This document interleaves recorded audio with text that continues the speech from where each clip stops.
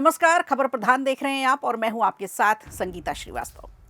देखिए, उत्तर प्रदेश की सियासत में इस वक्त ऐसा साइलेंट वॉर चल रहा है जो आने वाले चुनाव की पूरी तस्वीर बदल सकता है। एक तरफ अखिलेश यादव का पीडीए कार्ड है तो दूसरी तरफ पीएम नरेंद्र मोदी और योगी आदित्यनाथ की पीडी यानी प्रोग्रेस एंड डेवलपमेंट रणनीति है। अब सवाल ये है कि इस बार उत्तर प्रदेश की राजनीति किस दिशा में जाएगी, यानी चुनाव की जो तैयारियां होंगी। देखिए, 2027 में चुनाव है और चुनाव की रणनीति हर दल बना रहा है अपनी अपनी तरह से, और इस पूरे राजनीतिक टकराव और रणनीति की पूरी सच्चाई आज आपको इस वीडियो में बताएंगे। तब तक बने रहिएगा हमारे साथ और वीडियो को अभी लाइक कर दीजिए, चैनल को सब्सक्राइब करना बिल्कुल मत भूलिएगा, क्योंकि बात उत्तर प्रदेश की होने जा रही है। फिलहाल बाबा का प्रदेश है जिसमें सपा सेंध लगाने की पूरी तैयारी कर रही है। उत्तर प्रदेश की सियासत में एक तरफ अखिलेश यादव का पीडीए फॉर्मूला है, यानी पिछड़ा दलित अल्पसंख्यक वाला, ये उनका सियासी दांव है, तो दूसरी तरफ प्रधानमंत्री नरेंद्र मोदी हैं, उनके साथ मुख्यमंत्री योगी आदित्यनाथ हैं, 2 डिप्टी सीएम हैं। ये नई पीढ़ी यानी प्रोग्रेस एंड डेवलपमेंट रणनीति यहाँ पर शुरू कर रहे हैं। सवाल ये है कि इस बार उत्तर प्रदेश की कुर्सी किसके हाथ जाएगी। सबसे बड़ा सवाल यही है क्योंकि 5 राज्यों के चुनाव थे, वो संपन्न हो गए, रिजल्ट आएगा 4 मई को। लेकिन अब गाड़ी यानी घड़ी की सुइयां, ये कह लीजिए कि अब 7 राज्यों की तरफ घूम चुकी हैं और उसमें सबसे बड़ा राज्य उत्तर प्रदेश है। उत्तर प्रदेश में विधानसभा चुनाव अब भले ही 2027 में होने हैं, लेकिन सियासी गर्माहट चरम पर पहुंचने लगी है।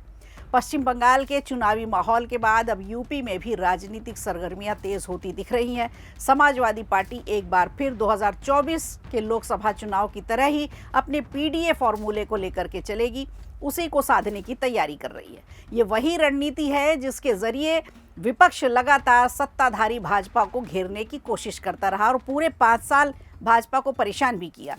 लेकिन इस बार तस्वीर थोड़ी अलग दिखाई पड़ रही है।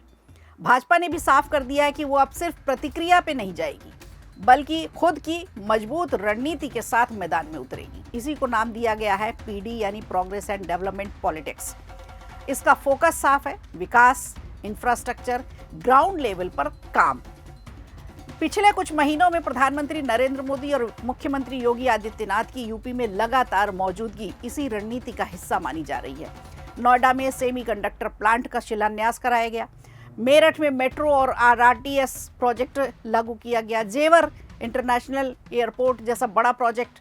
हर जगह विकास की तस्वीर को सामने लाने की कोशिश की गई है कि पिछले 5 सालों में उत्तर प्रदेश में बीजेपी की सरकार ने किस किस तरह से डेवलपमेंट कराया, कौन कौन सी चीज़ों पे विकास किया।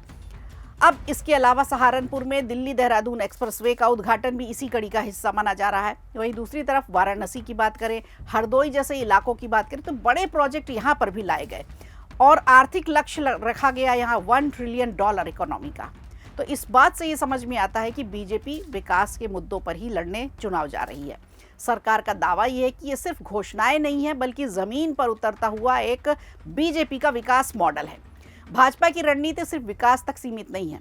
महिला सुरक्षा को लेकर के बीजेपी बात करती है, महिला शक्ति वंदन अधिनियम इसी का नतीजा है। महिला आरक्षण को लेकर के जिस तरह से राज्यों के सदन में और जिस तरह से लोकसभा और राज्यसभा में कानूनी बहस की जा रही है, उसे लेकर के अब बीजेपी फुल फॉर्म में आ चुकी है और उसे 33% आरक्षण की बात जो की जा रही है बीजेपी की तरफ से, हालांकि भले ही कांग्रेस उसके काट निकाल रही है, एनडीए के विरोध में पूरा का पूरा इंडी गठबंधन सामने आ गया है, लोकसभा में बिल गिर गया, लेकिन बीजेपी इस पर पीछे नहीं हट रही है।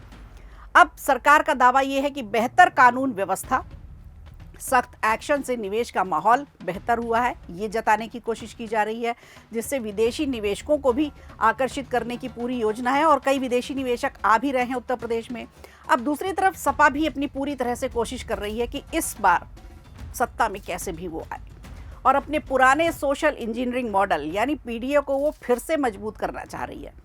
पीडीए के जरिए विभिन्न वर्गों को एक साथ लाने की कोशिश, एक मंच पर लाने की कोशिश समाजवादी पार्टी की होगी और इसके लिए अखिलेश यादव पूरी तरह से तैयारी कर रहे हैं, रणनीति बना रहे हैं।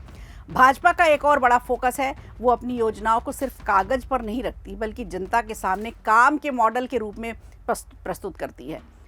आंकड़ों से ये साबित होता है कि मोदी शाह के नेतृत्व वाली नई भाजपा को अब सवर्णों की पार्टी कहना गलत है, क्योंकि हकीकत ठीक इसके उलट है। भाजपा ने 2013 से लेकर के 2019 के बीच इसी मामले को लेकर के इसी पर काफ़ी काम किया है। उसने न सिर्फ अपने सामाजिक समर्थन का दायरा बढ़ाया है, बल्कि संगठन में ओबीसी वर्गों को भरपूर जगह दी है। केंद्र में भी बहुत सी भूमिकाएं दी हैं। तो इस सोशल इंजीनियरिंग का ही कमाल है कि भाजपा आज 55% ओबीसी और 21% एससी आबादी वाले उत्तर प्रदेश में दूसरी तमाम पार्टियों से काफ़ी अलग, काफ़ी आगे दिखाई देती है। तो उत्तर प्रदेश में जातियों का गणित देखा जाए तो थोड़ा जटिल है। यहाँ सिर्फ नाम या उपनाम के आधार पर किसी की जाति का अंदाज़ा लगाना भी थोड़ा मुश्किल है। पिछले समय में जहाँ विपक्ष योजनाओं को लेकर सवाल उठाता रहा, वहाँ अब सरकार इन्हीं योजनाओं को ज़मीन पर दिखाकर राजनीतिक बढ़त लेने की कोशिश कर रही है। कुल मिलाकर उत्तर प्रदेश की राजनीति अब दो बड़े नैरेटिव में बंटती नजर आ रही है।